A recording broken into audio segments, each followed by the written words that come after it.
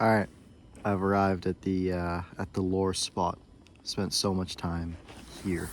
Just I've even recorded probably 2 or 3 of these videos here when I was back in late December, early January, and I also recorded videos here on my main channel. And before that, and I guess during that, this was probably the most peaceful place in the world that exists for me. One of them, where I really just sit and let my guard down, and it's far enough from home to where I don't feel like the pressure of everything. And I mean, during the summer it's super nice because there's a bunch of yachts and whatnot, which is cool to see. Not like super yachts, but normal level yachts. You can kind of see some of them behind me here. Pretty big. So yeah, it's always such a cool spot. It's a display of wealth, which is nice to be around. I mean, I grew up in a nice area in Canada. I talk about this all the time. So it's cool. Yeah, there's more boats over there. If you see, you should see them. There's more boats, but there's a bunch of boats everywhere, but it's snowing. So yeah, honestly, it's just nice to be here. And I especially like this place during the winter because there really is nobody. If I stop talking, it's almost completely silent, outside of some weird buzzing noise. But that's what's so great about it. I don't have to watch my back. There's nothing behind me. I can see my side, but nobody comes here. Most people don't know this place exists. And yeah, I don't know. Just sitting and thinking. I've got about 30 minutes to kill where I can't really do much work because I'm outside, of course. I mean, I might try and think about work. I'm kind of just writing the scripts in my head of what I want to say. So when I put pen to paper, it's a lot easier for the clients. I've written, yeah, pretty good progress. So kind of just reflecting.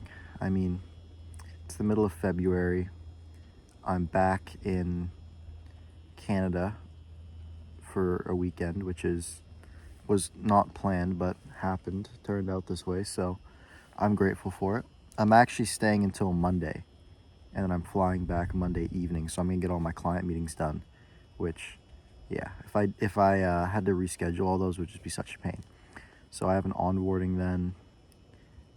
It's gonna be fun. Yeah, I don't know.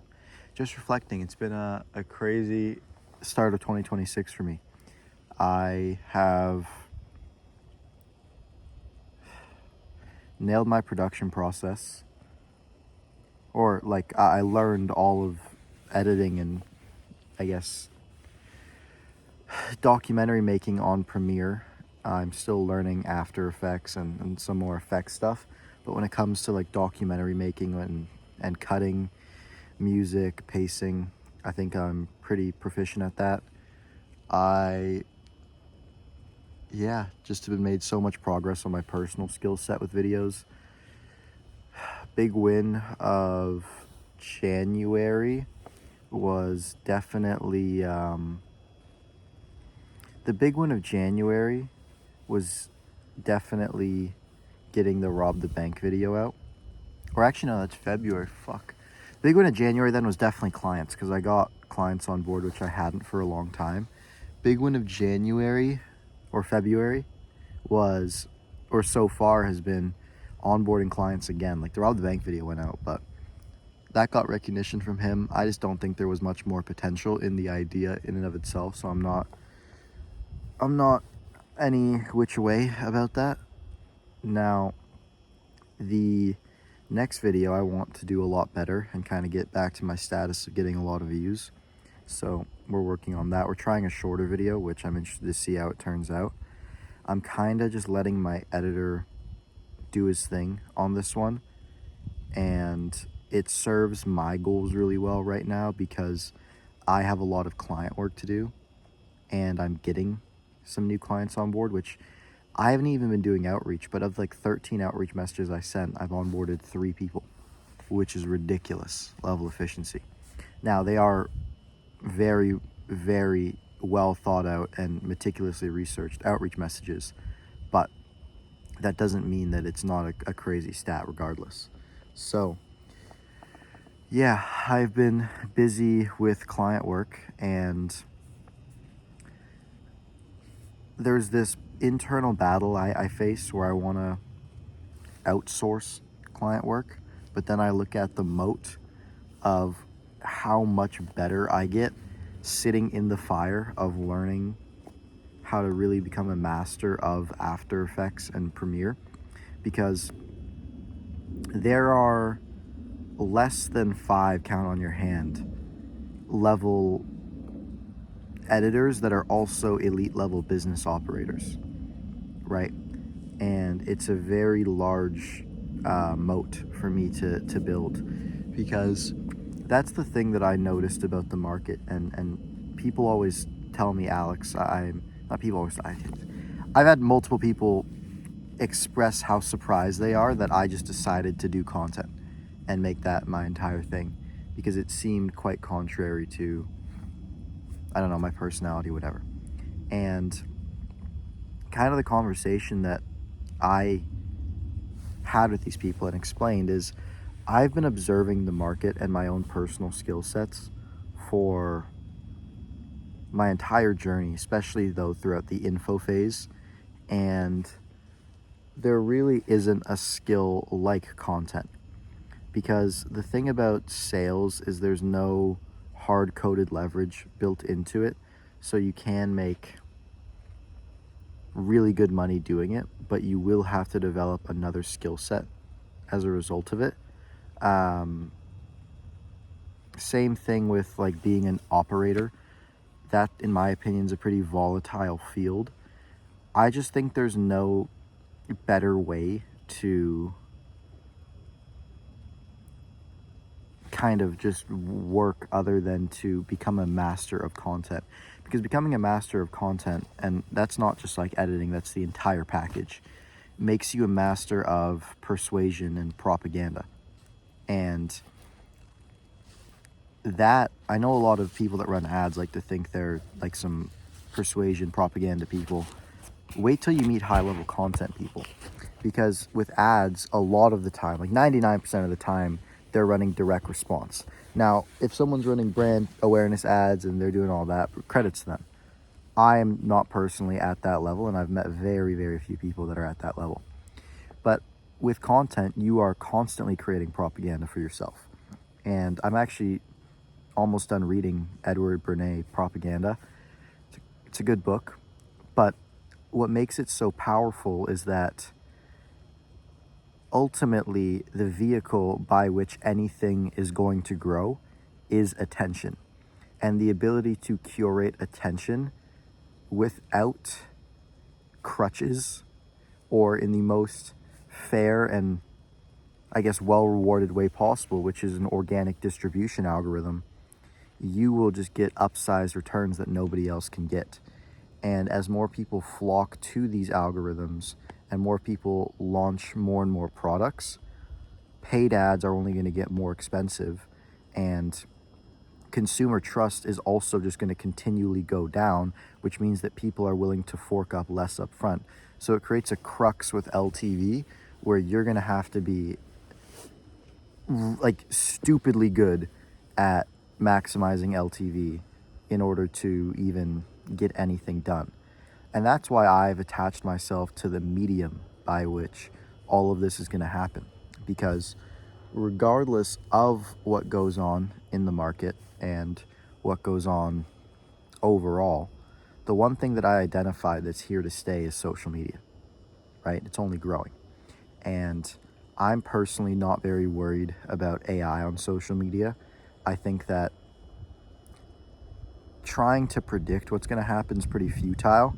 However, I'm going to adapt to whatever it is. I'm in the top percentile of time spent specifically on YouTube. I would say a ridiculously high percentile when it comes to time spent on YouTube for entrepreneurs. So, I mean, given all of that, it's like, I'm just gonna play live by the day, because if I'm continually doing what I'm doing now, which is adapting in order to win on the algorithm, I'm eventually going to need to adopt whatever becomes the wave and what is good. And I'll be one of the quicker people to adopt it and then to learn and improve on it just because of the amount of time that I spend. So that's what I mean of you want to position yourself based off of process.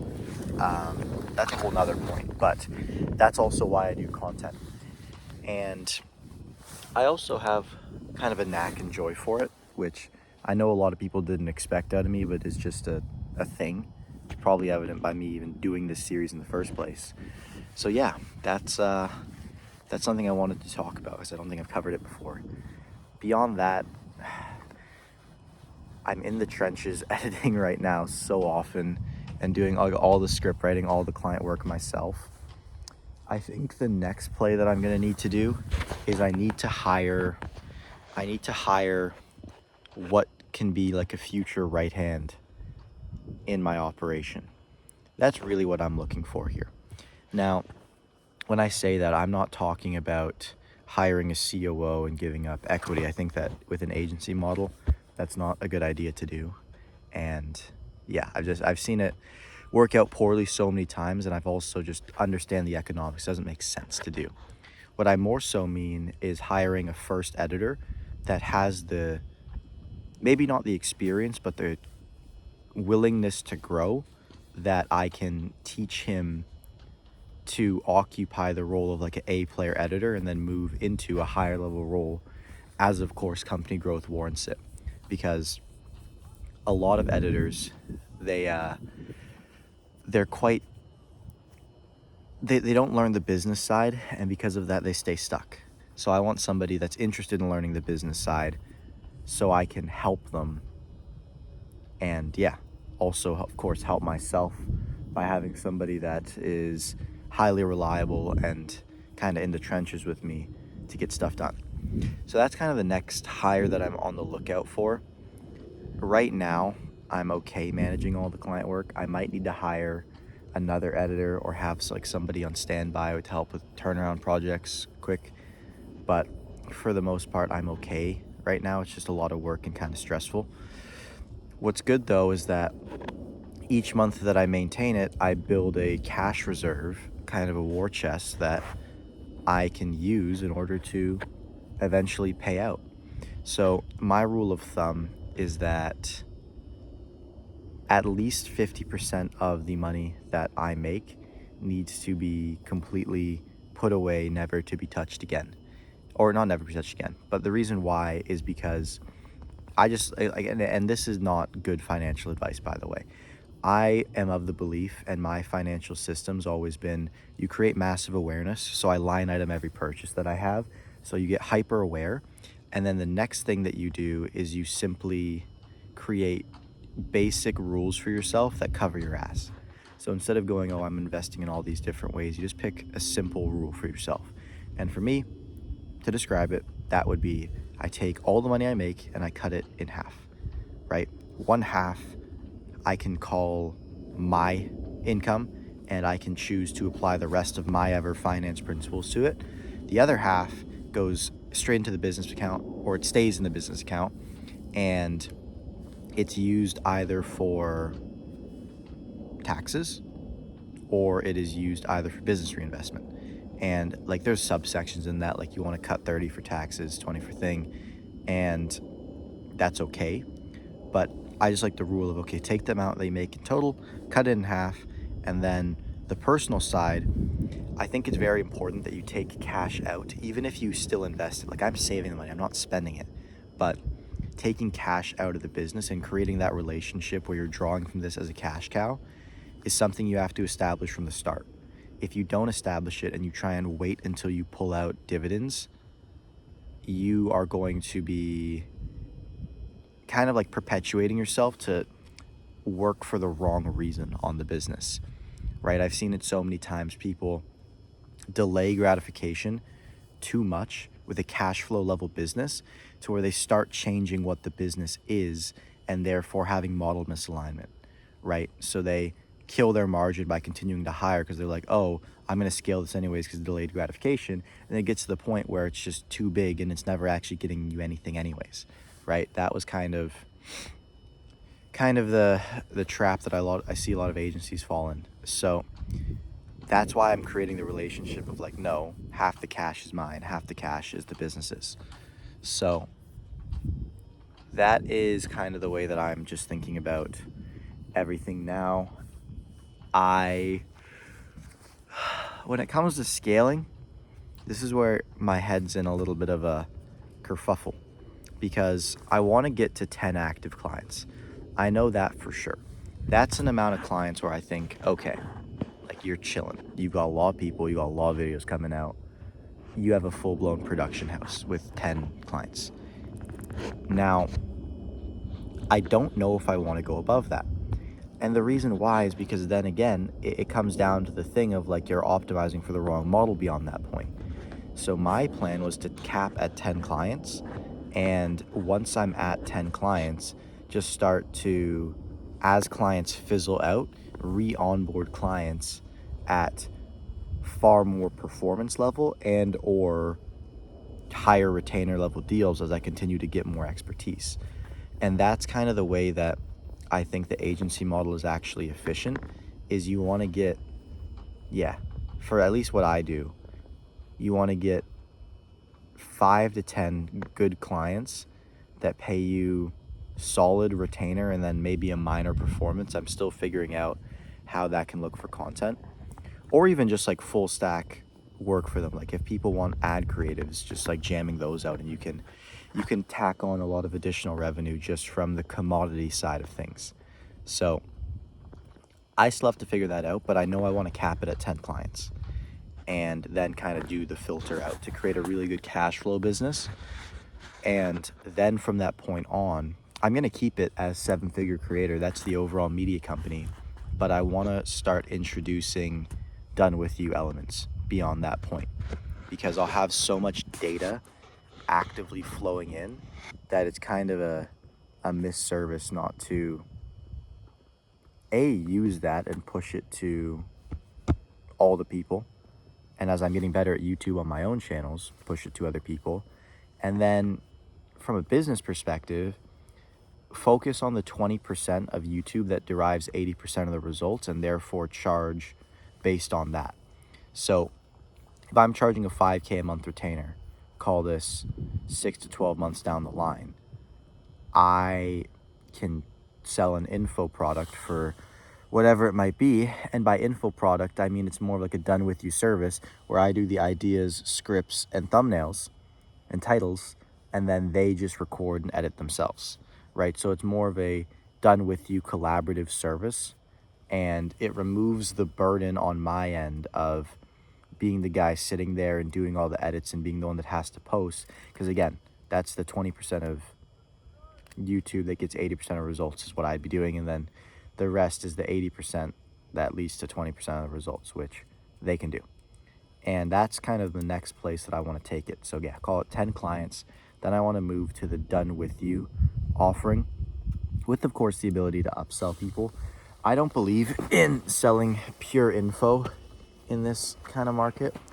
I want to always have some kind of service element to what I do, because that is a prerequisite to being able to charge on a retainer, which I very much so value. So I am going to, I guess, just push to 10 clients. And when it comes to me thinking about the infrastructure I need for 10 clients, call it 2 videos a week each. That would be 20 videos. Now, I want to get down to 4 videos a month, so that would literally be 10 videos a week. That'd be in a perfect world, 10 videos a week, but I'm going to bump it up to 15 videos a week. So 15 videos a week. I would probably need 2 to 3 full-time editors on board to hit that capacity, because call it 1 edit every 2 days that they can do. In a month, they can each do, I don't know. It might be even like 3 editors. I don't know. We'll have to see. 10 videos a week is for sure doable, because that's just going to be 3 editors, and they can push. But I have to figure out how this all works in my head still, because I've scaled a team. I've not scaled a content team, and I'm learning really well how content editors and people that are really good at this stuff kind of think, and how to motivate them, how to lead them, what they look for. So that's always helpful. And then also just knowing like what their capacity is too. So that's something I'm still in the process of figuring out per se, but I know it will be good when I do. And yeah, kind of just where I'm at now is I'm in this weird kind of space where I need to focus on getting better at video editing and whatnot myself, so I can get to the quality to make the presets and the templates for the next person that I want to hire. And I am on the active lookout for that hire. If I meet the guy, I'll get them on board, but I'm not kind of chasing it down right now. It's not an urgent thing. Like, I haven't marketed it or asked around. I'm kind of just scanning what I've got. So if you're watching this and you want to take the role, message me. I will hire you. And yeah, from that point forward, things are going good. Things are going good. It's a lot of work. I definitely have to be chained to my desk at this kind of point. Like, I'm not chained to my desk right now, and I'm still chained to my desk. I'm pulling out my laptop at a coffee shop is where I was before, at my friend's house, and luckily I got all the work done yesterday on the flight and in the morning. So, and at the airport too. So I try not to be like a party pooper and be like the work guy. So I did enjoy myself from 7:30 p.m. forward last night, but it's still like one of those things where this is the weekend and I'm still having to work 4 to 5 hours a day, 4 to 6-ish hours a day. So during the weekday, I'm going to be completely around the clock, like jumping up and down, doing crazy stuff in order to get the work done.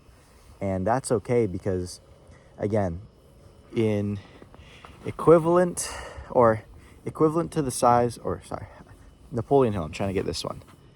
In each problem, there's a seed of equal and opposite opportunity, or an opposite and equal opportunity. However it goes, he words it weird, but something I always remember. And again, it's building that moat of, there are very few people that can do the level of editing that I want, that also I think have the business savviness to try and do the other things with that ability that I want. So I see that as a big opportunity that I want to take advantage of, and I'm already doing it. I just want to get to a higher level, and that's why I got to keep editing and getting all this stuff done, so that hopefully by the end of this month, I'm like proficient enough at editing. I have all my packs and templates built for myself personally. I'm ready to hire a guy to train him on all of this stuff. And then I have a junior that's helping me with all my client videos and is kind of my right-hand man at the agency side of things. And then I have Urshad, who's currently my right-hand man for still the personal channels that I do. So all good there. Things are going well.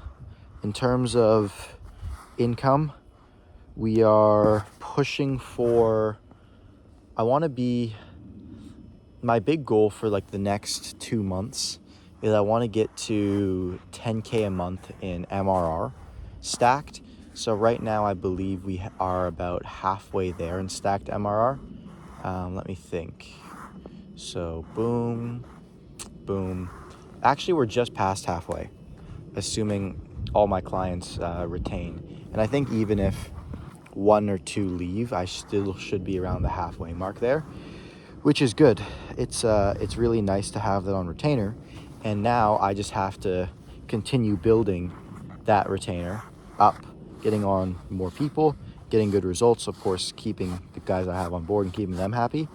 And from that point forward, keep saying that. After that, we'll be dialed in. So that's kind of the full roundup of just what I've got going on, how I'm thinking, and it's real good.